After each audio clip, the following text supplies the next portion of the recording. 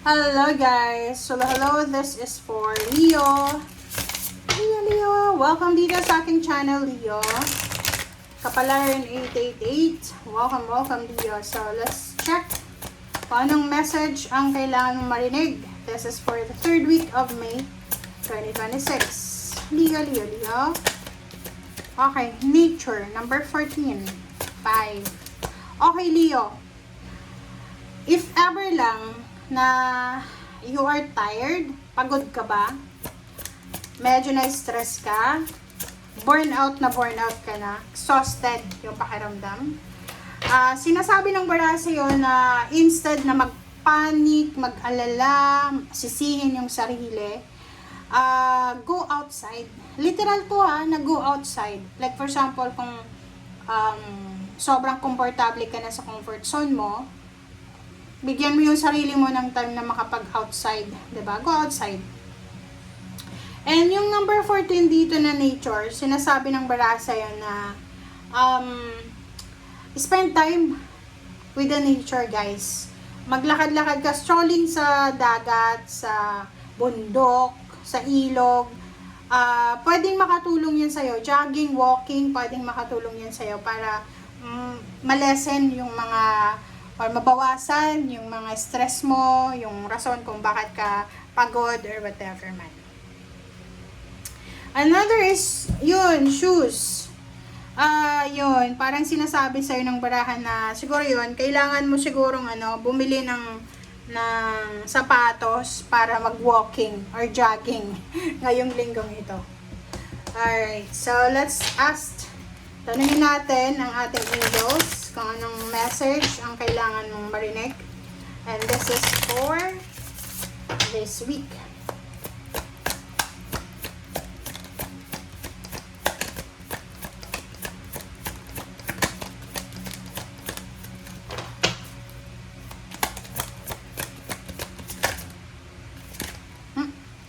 From Shante.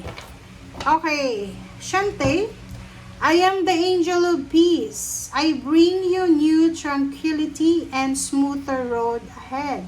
O, di ba? Sinasabi sa'yo ng angel na to na bibigyan ka niya, magdadala siya sa'yo ng bagong rason para maging kalmado ka, peaceful ka. Wow! Ang galing. So, yun na nga. So, maybe this week, mayroong mga Leo na magdedesisyon na magsisimula kayo ng healthy routine nyo. Magja-jogging, walking, bibili ka ng sapatos para sa plano mo na yan. Okay, for fire. This is your energy, Leo. So, for once, for fire. Nakikita ko sa'yo dito na wala ka naman na dapat na problemahin sa linggong ito.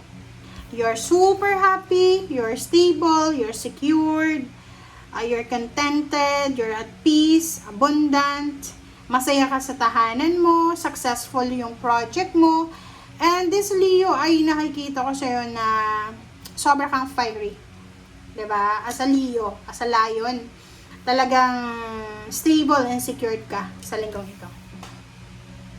Okay, walang away, gulo sa pamilya, mag-asawa, trabaho, negosyo, kapitbahay. Walang issue. So, kumbaga, at peace ka. Parang, you are happy and contented. Kasi, diba? Siguro marami kang marirealize sa linggong ito na rason kung bakit kailangan mo maging masaya and grateful. Okay, 2 of Wands, 10 of Wands, 2 of Pentacles, and the Empress. Yung 4 cards mo dito, Leo, sinasabi ng baraha na meron kang pinaplano.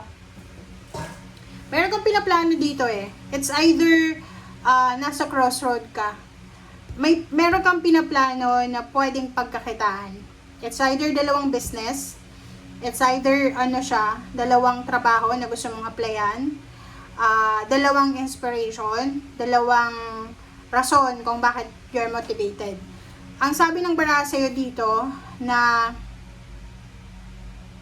ihanda mo yung sarili mo, prepare yourself kasi once na nakapag-decide ka kung ano yung gusto mo dyan, possible na magiging sobrang busy ka na. Okay? So, nakikita ko, like, halimbawa gusto mong mag-launch ng business, ang business na ilo-launch mo ay posibleng kailangan ng marami kang oras dyan. Magiging, anong tawag doon? Magiging sobrang focus ka dyan. Okay? So, yung pinaplano mo na yan, maganda yan kasi eto yung magiging rason para kumbaga makakatulong yan sa'yo. Makakatulong yan sa'yo para ma-enjoy mo yung buhay mo. At the same time, eto yung parang simula ng pagiging successful mo in abundance sa usaping salapi. Nakikita ko yung inspiration dito Yung impress na to, sobrang motivated ka. Motivation mo to level up to the highest level yung motivation mo. Pwedeng nag-a-apply ka sa bagong company. Possible na nagbubuntes ka, or possible na you're excited para sa kasal mo, sa love life, or whatever man. Okay, Page of Swords, OMG. So, yun. Hindi pa to sa ngayon kasi this one is page. So, sinasabi ng barahan na by the month of June, okay? Pagdating ng June, or sabihin natin na December or November. Okay? Sinasabi ng baraha sa'yo na isang napakagandang balita, isang exciting na balita ang posibleng darating sa'yo. And yung news na yan ay posibleng magbabago yung takbo ng buhay mo It's either bagong trabaho, bagong residence, or whatever man. Okay? Yung Hangman dito, tsaka Queen of Pentacles, sinasabi na may mga nahang ka na plano. May mga plano ka before na nahang na posible. Like, yung iba sa inyo pwedeng negosyo yan Like, ang tagal-tagal mong minamanifest na magkaroon ng piggery, ng poultry, ng tindahan, grocery, or kano pa man. And now, kung ano man yan, or maybe travel siya. And now, kung ano man yan na nakahang, diba, na hindi natuloy, maybe 8 years ago. 8 years ago, hindi natuloy. And now, nandito ka na sa Queen of Pentacles. Kumbaga, sinasabi ng baraha sa'yo na lahat ng mga na-delay, na-stuck up, na-stagnant sa buhay mo, especially sa usaping salapi, and even relationship, ay posibleng matuloy na.